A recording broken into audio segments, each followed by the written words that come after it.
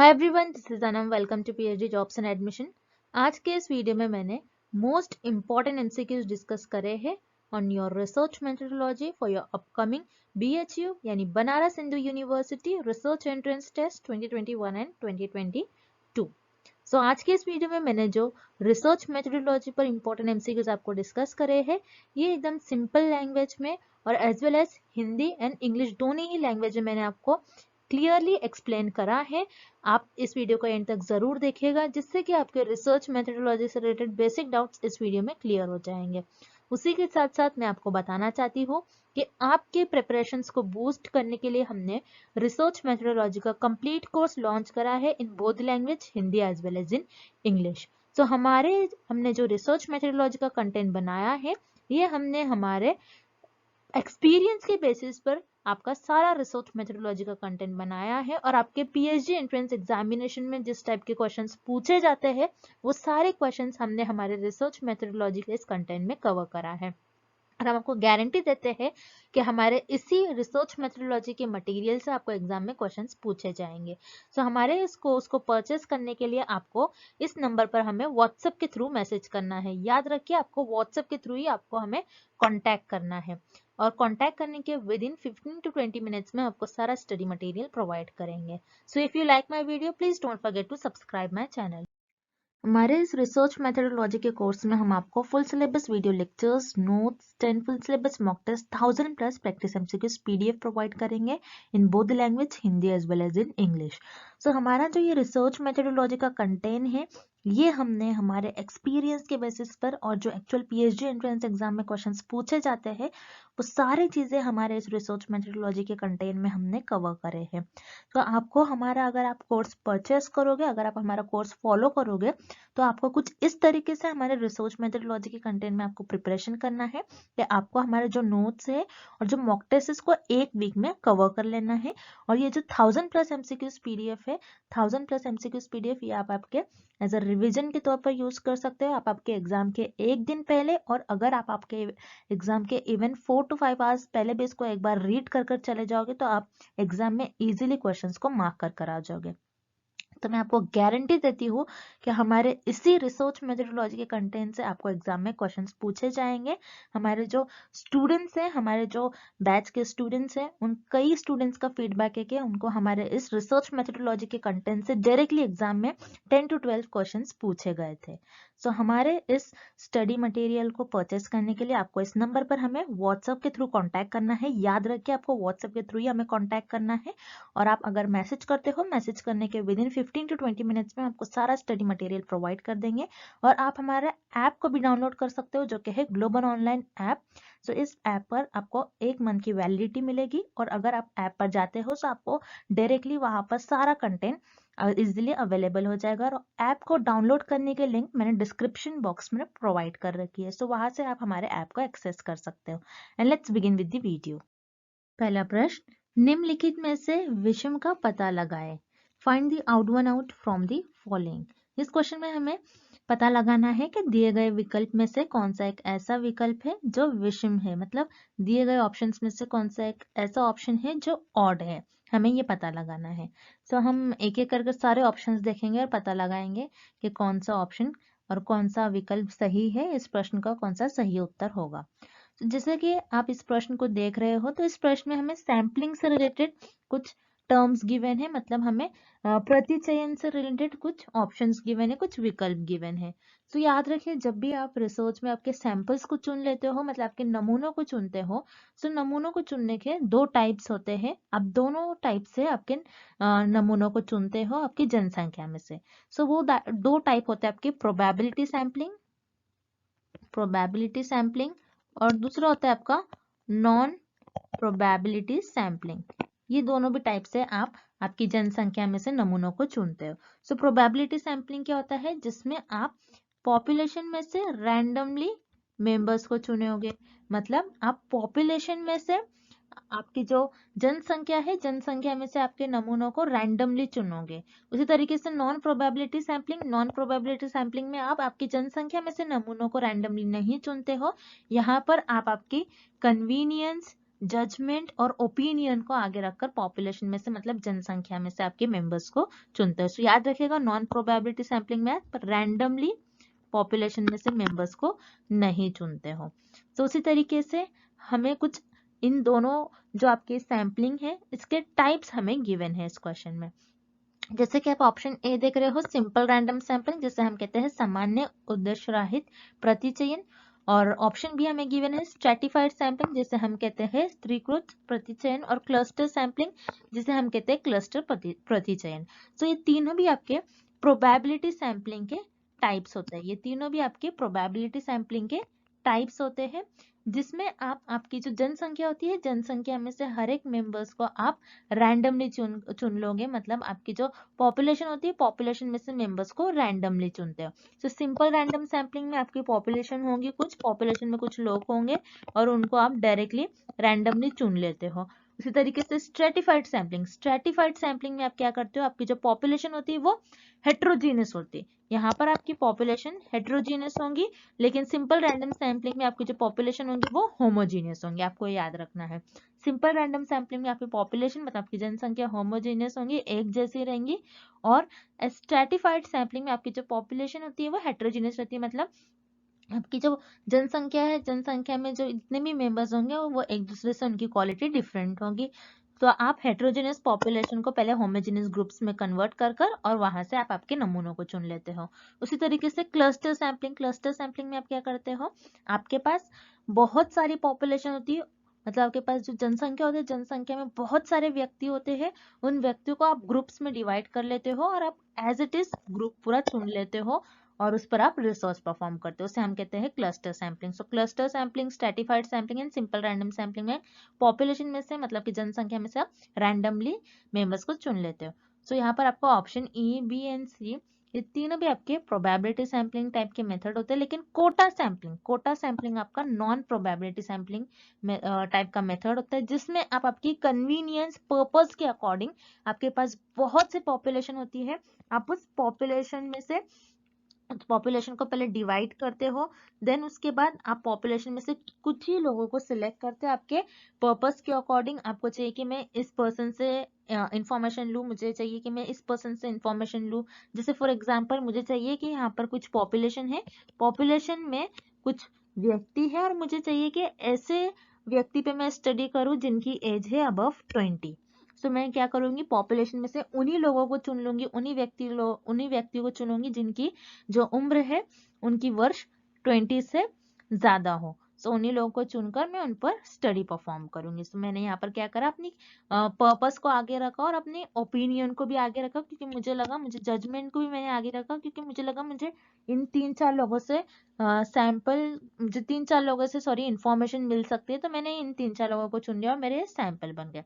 तो कोटा सैम्पलिंग में मैं अपने पर्पस और कन्वीनियंस और अपने जजमेंट को आगे रखकर पॉपुलेशन में से, जनसंख्या में से अपने मेंबर्स को चुन सकती हूँ। सो यहाँ पर ऑप्शन ए, बी, सी, विकल्प ए, बी, सी ये तीनों भी आपके प्रोबेबिलिटी सैम्पलिंग मेथड के टाइप होते हैं, लेकिन ऑप्शन डी कोटा सैम्पलिंग आपका ये नॉन प्रोबेबिलिटी सैम्पलिंग मेथड का टाइप होता है। सो इसलिए इस क्वेश्चन का आपका और इस प्रश्न का आपका सही उत्तर हो जाएगा ऑप्शन डी, विकल्प डी, कोटा प्रतिचयन, quota sampling. Next, match table A with most appropriate options in table B. Table A को टेबल बी में सबसे उपयुक्त विकल्पों को साथ सम्मिलित कीजिए। इस प्रश्न में हमें ये पता लगाना है कि हमें टेबल ए गिवन है और टेबल बी दिया गया है। टेबल ए में हमें कुछ रिसर्च की डेफिनेशंस दी गई है, मतलब टेबल ए में हमें कुछ अनुसंधान की परिभाषा दी गई है और हमें टेबल बी से उसको प्रॉपर मैच करना है और देखना है कि हमें किस किस रिसर्च की डेफिनेशन दी गई है, हमें उसकी प्रॉपर जोड़ियां लगानी है। मतलब टेबल ए में हमें कुछ रिसर्च से रिलेटेड डेफिनेशन दी गई है, हमें उसे टेबल बी के साथ प्रॉपर मैच करना है। हम टेबल ए पहले देखते हैं और उसको टेबल बी के साथ मैच करते हैं। चलिए इस क्वेश्चन को हम सॉल्व करते हैं। टेबल ए का फर्स्ट पॉइंट हमें गिवन है, research is aimed at finding solution for an immediate problem society is facing. यहाँ पर हमें यह दिया गया है कि एक रिसर्च है, उस रिसर्च का एम ये है, मतलब उस रिसर्च का, उस अनुसंधान का उद्देश्य ये है कि समाज में किसी प्रॉब्लम का फेस कर रहे हैं लोग, मतलब समाज में समाज के सामने आने वाली तत्काल समस्या का समाधान खोज रहे हैं। मतलब समाज में एक ऐसी प्रॉब्लम आ रही है जो कि इमीडिएट प्रॉब्लम है, उस प्रॉब्लम का हमें इमीडिएट समाधान निकालना है। तो यहाँ पर किस चीज की हमें प्रॉब्लम है, किस चीज की समाधान यहाँ पर है, हमें सोसाइटी से लेकर। तो यहाँ पर हमें मेंशन किया गया है कि सोसाइटी से लेकर कुछ प्रॉब्लम है, मतलब आपके जो समाज है, समाज के सामने आने वाली कुछ तत्काल समस्या है, तो उसका समाधान हमें खोजना है।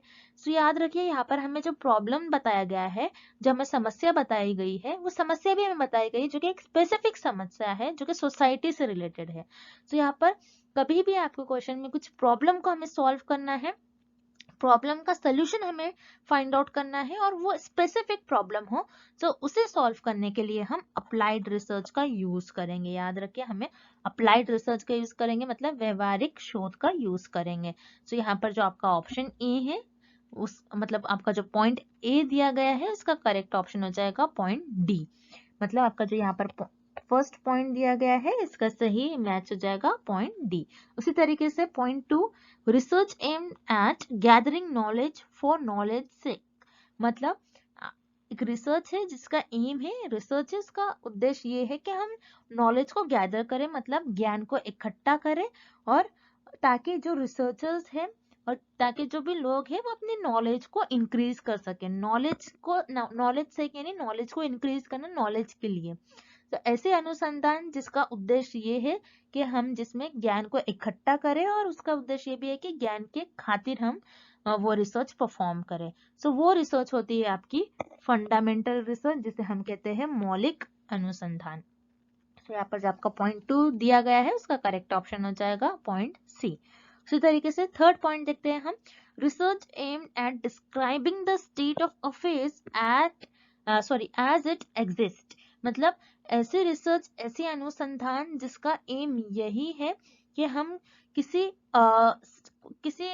ऐसे मामले को, किसी एक अफेयर्स है उसको, एक स्टेट ऑफ अफेयर्स है उसको हम एज इट इज, जैसा वो एग्जिस्ट कर रहा है उसको एज इट इज हम डिस्क्राइब करें। तो यहाँ पर डिस्क्राइबिंग वर्ड आ रहा है, मतलब यहाँ पर हम उसको उस अनुसंधान में डिस्क्राइब करते हैं चीजों को, तो वो आपकी रिसर्च होती है डिस्क्रिप्टिव रिसर्च। तो यहाँ पर जो पॉइंट थ्री है उसका हो जाएगा आपका करेक्ट पॉइंट ए। तो यहाँ पर जो आपका पॉइंट थ्री है उसका हो जाएगा आपका पॉइंट ए, मतलब वर्णनात्मक अनुसंधान। उसी तरीके से पॉइंट फोर देखते हैं हम, रिसर्चर यूजेस फैक्ट्स और information already available and analyse this, make a critical evaluation of the material. तो यहाँ पर क्या कर रहे हैं, रिसर्चर के पास मटेरियल ऑलरेडी अवेलेबल होता है, लेकिन उसी मटेरियल का यूज कर वो फैक्ट्स जानना चाहते हैं। यानी यहाँ पर रिसर्चर के पास सारी इंफॉर्मेशन ऑलरेडी अवेलेबल होती है, उसे रिसर्चर प्रैक्टिकल्स परफॉर्म कर देखते हैं कि वो रियलिटी में वो चीज हैपन हो रही है या फिर नहीं हो रही है। तो यहाँ पर ऐसा सिर्फ और सिर्फ हम एनालिटिकल रिसर्च में करते हैं, मतलब विश्लेषणात्मक अनुसंधान में करते हैं। तो यहाँ पर जो आपका ऑप्शन फोर है या इसका करेक्ट हो जाएगा पॉइंट बी। तो याद रखिए एनालिटिकल रिसर्च ये एनालिटिकल केमिस्ट्री में ज्यादा करके यूज की जाती है, जिसमें आपके पास थ्योरी, मतलब आपके पास इंफॉर्मेशन अवेलेबल होती है, लेकिन आप क्या करते हो उसमें एक्सपेरिमेंट्स परफॉर्म करते हो, एक्सपेरिमेंट परफॉर्म करके देखते हो कि वो चीज टेस्ट जो हम कर रहे हैं वो रियलिटी में वैसा एग्जिस्ट हो रहा है फिर नहीं हो रहा है। तो यहाँ पर हमने सारे ऑप्शंस, सारे पॉइंट जो दिए गए थे उनका सारे करेक्ट डेफिनेशन मार्क कर दिए कि कौन से रिसर्च की कौन सी डेफिनेशन है। सो ये ऑर्डर अगर आप देखते हो तो हमें ऑप्शन बी में गिवन है, इसलिए इस क्वेश्चन का आपका राइट ऑप्शन हो जाएगा ऑप्शन बी, विकल्प बी इस प्रश्न का सही उत्तर हो जाएगा। अगला प्रश्न, पूर्व निर्धारित प्रश्न जो उत्तर देने के केवल कुछ वैकल्पिक तरीकों की अनुमति देते हैं कहलाते हैं। Predetermined questions which allow only a few alternative way of answering is called। इस क्वेश्चन में हमें ये पूछ रहा है कि ऐसे क्वेश्चंस जो कि प्री डिटरमाइंड होते हैं, मतलब ऐसे प्रश्न जो हम पहले से ही डिसाइड कर लेते हैं, जो पहले से ही हम तैयार कर लेते हैं उन प्रश्न को, जिससे कि आपके पास कुछ क्वेश्चन के आंसर्स के लिए कुछ आपके पास ऑल्टरनेटिव वे होते हैं, उसे हम क्या कहते हैं। तो यहाँ पर याद रखना है ऐसे क्वेश्चन जिसको आप पहले से ही डिसाइड कर लेते हो, मतलब ऐसे क्वेश्चंस जिनको आप पहले से ही प्रिपेयर कर लेते हो, जिसको आप पहले से ही बना लेते हो, उसे हम कहते हैं स्ट्रक्चर्ड क्वेश्चंस। याद रखिएगा, जब भी आपको क्वेश्चन में ऐसा पूछा जाता है, जब भी आपको प्रश्न में ऐसा पूछा जाता है कि ऐसे प्रश्न जो आप पहले से ही उसकी आप तैयारी करते हो, पहले से ही उसको आप डिसाइड कर लेते हो कि मैं ऐसे ऐसे क्वेश्चंस पूछने वाला हूँ, तो उसे हम कहते हैं स्ट्रक्चर्ड क्वेश्चन। जैसे फॉर एग्जाम्पल, आप रिसर्च कंडक्ट करवा रहे हो, आप रिसर्चर हो, आप शोधकर्ता हो, तो आप क्या कर रहे हो, आपको ये देखना है कि पर्टिकुलर जो आप जैसे मानोगे कोई होटल है, उस होटल का आपको फीडबैक चाहिए, या फिर कोई ऑनलाइन सर्विस है, आपकी ऑनलाइन कोई वेबसाइट है, उससे अगर लोग कोई चीजें परचेस कर रहे हैं तो उसका आपको फीडबैक फॉर्म देना है। सो फीडबैक फॉर्म में जैसे आप देखते होंगे तो वहां पर हर एक क्वेश्चन पहले से ही लिखे होते हैं और यहाँ पर आपको 4 ऑप्शंस में से टिक मार्क करना होता है। सो यहाँ पर आपको कोई एक ही विकल्प पर टिक मार्क करना होता है जो कि सही होता है। जिस तरीके से आपको फॉर एग्जांपल, बेस्ट एग्जांपल है आपके एग्जाम में, जैसे ऑनलाइन एग्जाम में जैसे आपके एमसीक्यूज पूछे जाते हैं, आपको एमसीक्यूज टाइप के प्रश्न आपके, जिसमें पहले से ही सारे प्रश्न डिसाइडेड होते हैं, एग्जामिनर आपको पहले से ही सारे प्रश्न डिसाइडेड होते हैं एग्जामिनर के, लेकिन आपको ऐसा ही विकल्प चूज करना होता है, आपको ऐसा ही विकल्प चुनना होता है जो कि एक ही सही उत्तर होगा उसका।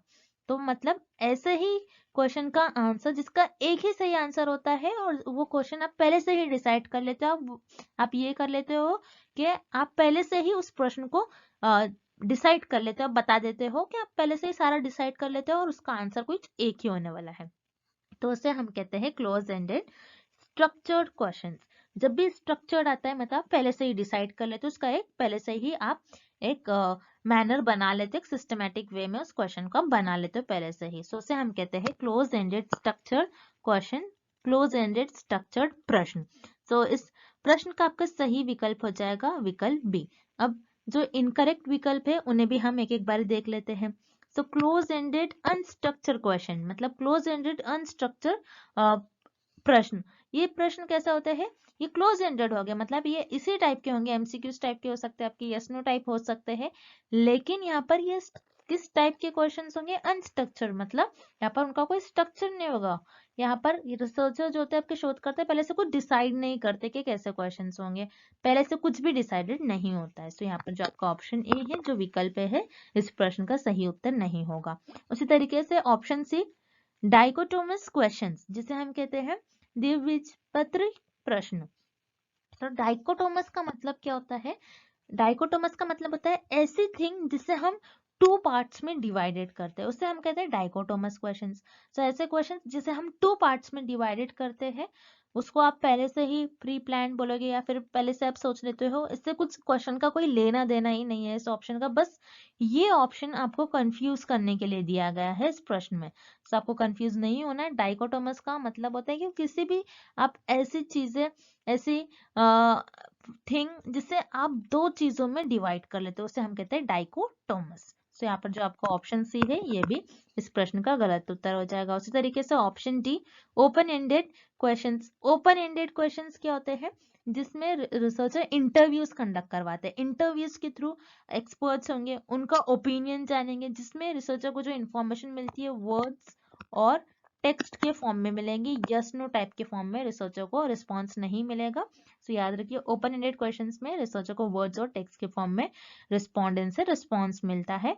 तो यहाँ पर इस प्रश्न का ये भी सही विकल्प नहीं होगा। इस प्रश्न का आपका जो सही उत्तर हो जाएगा वो है विकल्प बी, क्लोज एंडेड स्ट्रक्चर्ड प्रश्न, क्लोज एंडेड स्ट्रक्चर्ड क्वेश्चंस। अगला प्रश्न, द रिसर्च हाइपोथेसिस, अनुसंधान परिकल्पना। इस प्रश्न में हमें पता लगाना है कि अनुसंधान परिकल्पना की परिभाषा हमें किस ऑप्शन में दिया गया है, मतलब अनुसंधान परिकल्पना की हमें डेफिनेशन किस ऑप्शन में दी गई है, हमें यह पता लगाना है इस प्रश्न में। सो हम एक एक कर सारे विकल्प देखेंगे और पता लगाएंगे कि इस प्रश्न का सही उत्तर क्या होने वाला है। तो जिससे कि यहाँ पर हमें रिसर्च हाइपोथेसिस की डेफिनेशन पूछी गई, मतलब अनुसंधान परिकल्पना की डेफिनेशन पूछी गई। सो रिसर्च हाइपोथेसिस क्या होता है, बेसिकली अगर आप एक डेफिनेशन देखोगे, आप परिकल्पना की एक परिभाषा देखोगे तो बताती है परिकल्पना ये कि आपका जो भी रिसर्च होता है, रिसर्च में जो वेरिएबल्स होते हैं, वेरिएबल्स के बीच में जो आपकी हाइपोथेसिस होती है, ये कुछ प्रिडिक्शन का काम करती है, मतलब एक भविष्य बताने का काम करती है कि आपकी जो नॉलेज होती है, नॉलेज के बेसिस पे ऐसा हो सकता है, आप ये प्रिडिक्ट करते हो। मतलब आप बताते हो कि इन वेरिएबल्स के बीच में ऐसा रिलेशन हो सकता है, और आप उसी स्टेटमेंट को आप आपके रिसर्च में टेस्ट करने की कोशिश करते हैं। सो ये होती है आपकी हाइपोथेसिस, ये होती है आपकी परिकल्पना की परिभाषा। अब हम एक एक करके सारे विकल्प देखेंगे और पता लगाएंगे कि इस प्रश्न का आपका सही उत्तर क्या होगा। So option A, hypothesis must contain at least one independent variable and one dependent variable. Yes, hypothesis क्या हो सकता है जिसमें आपके एक इंडिपेंडेंट वेरिएबल होना चाहिए और एक डिपेंडेंट वेरिएबल होना चाहिए, क्योंकि एक और कोई दो चीजों के बीच में, कोई दो वेरिएबल के बीच में ही आप प्रिडिक्शन लगा सकते हो कि इसके बीच में ऐसे कुछ रिलेशन हो सकते हैं इन दोनों वेरिएबल के बीच में। मतलब कम से कम एक स्वतंत्र और एक आश्रित चर होना चाहिए आपके हाइपोथेसिस के लिए। जैसे मान लीजिए यहाँ पर मेरे पास दो वेरिएबल होंगे, एक होगा मेरा प्लांट और एक होगा वाटर। तो यहाँ पर दो वेरिएबल होंगे, एक होगा प्लांट एंड एक वाटर। सो मैं क्या कहूंगी कि प्लांट और वाटर के बीच में कुछ ना कुछ रिलेशन है। अगर प्लांट को मैं वाटर ज्यादा दूंगी तो हो सकता है प्लांट की ग्रोथ ज्यादा हो। सो यहाँ पर मेरे पास दो वेरिएबल है और इन दोनों वेरिएबल के बीच में मैं कुछ रिलेशन देख रही हूँ। सो एक इंडिपेंडेंट होगा इनमें से और एक डिपेंडेंट होगा। ओके, सो यहाँ पर जो आपको विकल्प ए दिया गया है इस प्रश्न का सही उत्तर हो जाएगा। उसी तरीके से ऑप्शन बी भी देखते हैं हम।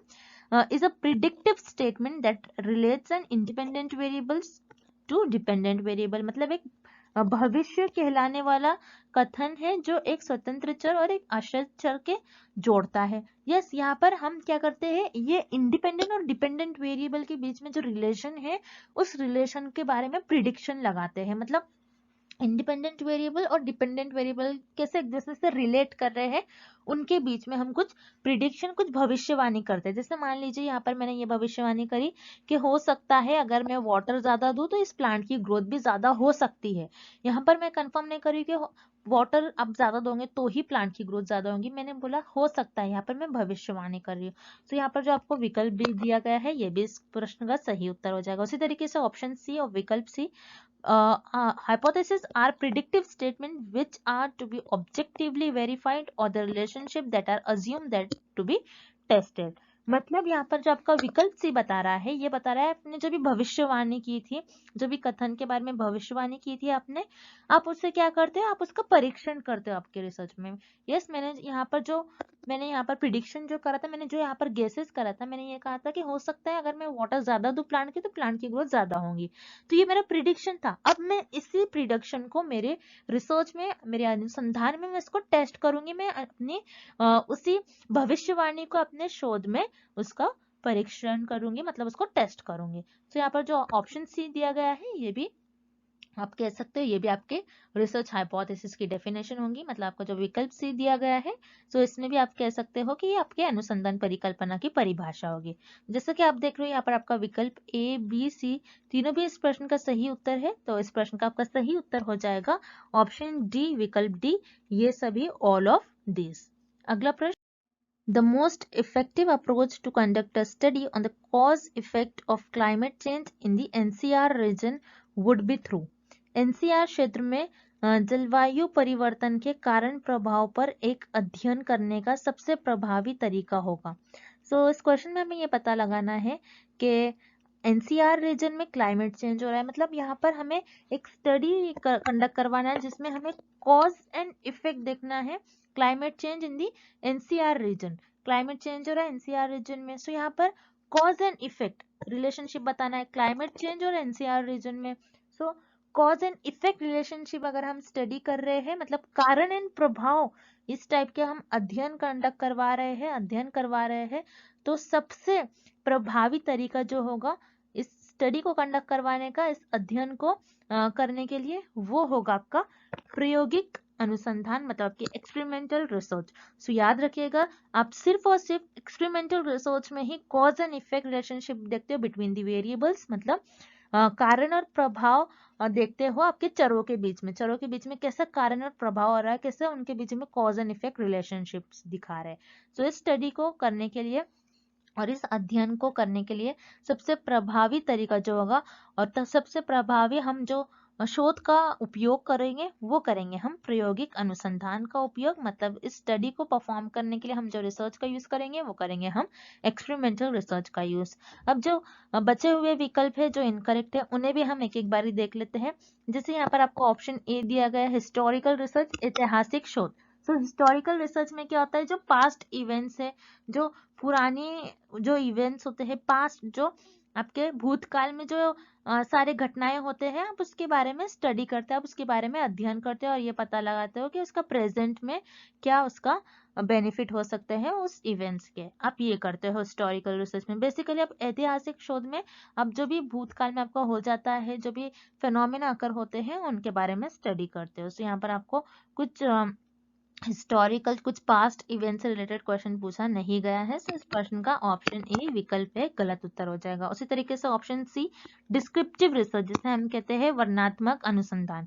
तो डिस्क्रिप्टिव रिसर्च क्या होती है, डिस्क्रिप्टिव रिसर्च में आपके पास एक फेनोमेना होता है जो एग्जिस्ट कर रहा होता है, उस फेनोमेना को हमको एज इट इज एक्सप्लेन करना होता है। बस यहाँ पर हम उस फेनोमेना को देखते हुए उस फेनोमेना को आप एनालाइज करते हो, उसको आप एज इट इज जैसा वो एग्जिस्ट कर रहा है उसको हूबहू आप उसको कॉपी करते हो, उसको आप हूबहू डिस्क्राइब करते हो, उसे हम कहते हैं डिस्क्रिप्टिव रिसर्च और वर्णनात्मक अनुसंधान। तो यहाँ पर कोई फेनोमेना ऐसा नहीं है जो हमें बोल रहा है कि उसे एज इट इज एक्सप्लेन करो, एज इट इज उसे डिस्क्राइब करो। तो यहाँ पर जो आपको विकल्प सी दिया गया है ये भी इस प्रश्न का गलत उत्तर हो जाएगा। सो इस प्रश्न का आपका सही उत्तर हो जाएगा विकल्प बी एक्सपेरिमेंटल रिसर्च, प्रायोगिक अनुसंधान।